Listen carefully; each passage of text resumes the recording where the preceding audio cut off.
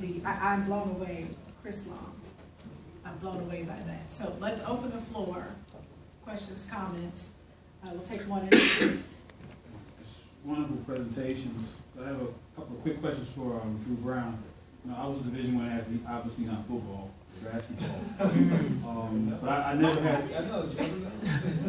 I never had an off season. I ran cross country in the fall, indoor track in the winter, and outdoor track in the spring. Where'd you go? Western Kentucky. So I was always under pressure. But so I understand that I can't even imagine if it was a revenue sport like football and basketball. My question is, I heard about the I guess the effort to unionize the football players. There was a football player at Northwestern. I don't know what the status of that is. And secondly, I think a few years ago, the NCAA was supposed to impose penalties on the schools that didn't have a graduation rate. The only time I've heard of it enforced was the University of Connecticut's basketball team. But I mean, what's going on with that? Because from what I've heard, a lot of these SEC schools had very low graduation rates, but I haven't heard any of them be denied post-season play due to the low graduation rate. So I don't know what's going on. Yeah, and so with Northwestern trying to unionize, and I still need to kind of look at this myself, but it did go to court, and it got pushed back. However, there were some things that were beneficial in the whole process itself. And now you're starting to see that it's not just Northwestern. You're going to start to see some other universities or groups, larger groups and conferences that come together and move forward. There are a lot of things in the works going on right now as we speak. A lot of people that are pushing for this unionization of college athletes. I was going to ask that the APR rates particular to UConn basketball. What I was going to ask you, Mr. Brown, at least explicitly, it seems, why do you posit Du Bois overstate using Harry Edwards, for example? If you're going to look at sports sociology, why? I'm curious, why did you make that decision? Absolutely. Let's second one too. Why Brown University? Ivy Leagues haven't been dominant in sports since pre-World War II, where they dominate American sports in terms of national championship. There's reasons for that. Land-grant institutions start with Lincoln. It takes time. So why Brown versus, say, UNC's enmeshed in one of perhaps the largest academic scandal in NCAA history?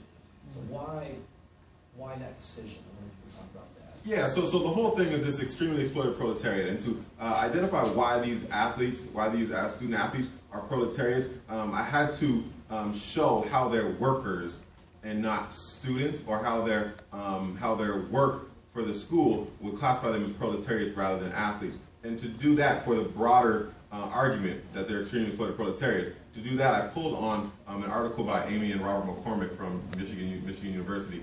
And we'll see if we can come back to that. Okay. All right, question for Mr. Brown. Your paper made me think about all the discussion recently in the NFL about physical risk and brain damage, et cetera, and then also about the recent protests at Grambling State on the part of their football team about the physical conditions. Well, that was only part of their critique, obviously, but the physical conditions of like their weight room and how dangerous it was and the amount of physical risk that they subjected themselves to on behalf of Grambling. And I wonder where that comes into play in your positing of black football players as extremely exploited. Absolutely. So the first thing is NFL injury. When we talk about exploitation, right? The athletes are number one. Not only are they getting a very, very, very small portion of this pie, but now it's actually, we're starting to see how it's costing them things like their mental health, right? And so, well, these athletes were saying, and they're tokens, right? Tokens in our society. Well, look at Michael Jordan. He pulled himself up, and he's, so rich now. And look at LeBron James. He's got so much money and he's successful. Why can't you other blacks be successful like them, right? Okay. They use these tokens, but the fact of the matter is that for the majority of athletes, there is so much cost in participating in sports, especially when you're only getting a small sliver of the pie. Right. And so that's where this exploitation, I would go there in terms of the injuries. Now, talking about Grambling strike, I basketball earlier in the presentation, and I was wondering if it had the same stuff that was going on, just because, at least at the University of Pittsburgh, where I'm from, women's basketball doesn't generate nearly the amount of money that men's basketball does. Right, and so we do.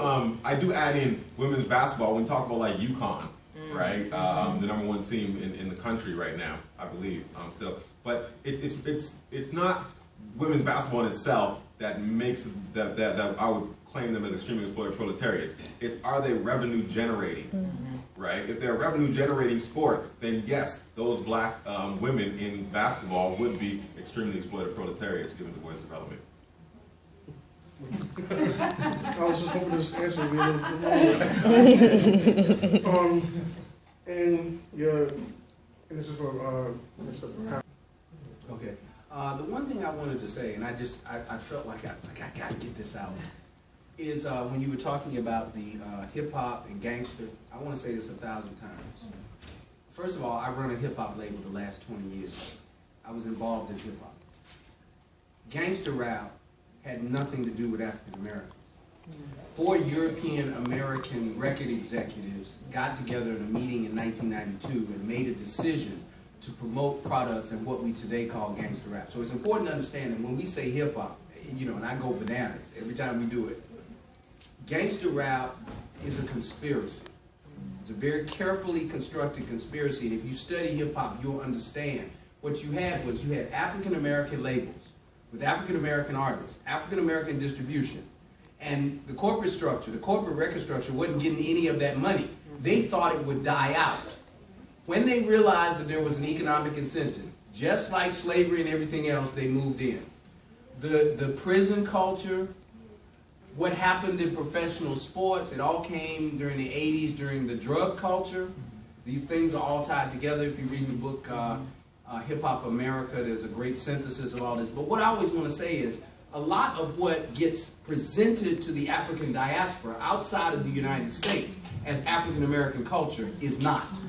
And we have to remember that. That culture that you're talking about is as strange to me as it is to you. And when I say that, it's not that I don't know that there's not African American gangs, but they're a tiny percentage. It's not that I don't know that they're athletes, but they're a tiny percentage. It's not that these things exist. Okay, they exist in other communities. But the portrayal of African Americans to the rest of the African world as if that's what we do, we are all gangsters, rappers, and whatever else, is a fraud. And it is an intentional fraud because in the 1960s, parts of the African diaspora were plugged into African American, as you said, civil rights leaders, Malcolm X. It was beginning to have global impact, and all of a sudden Africans were beginning to talk about global synthesis. They were like, okay, time to throw a monkey wrench.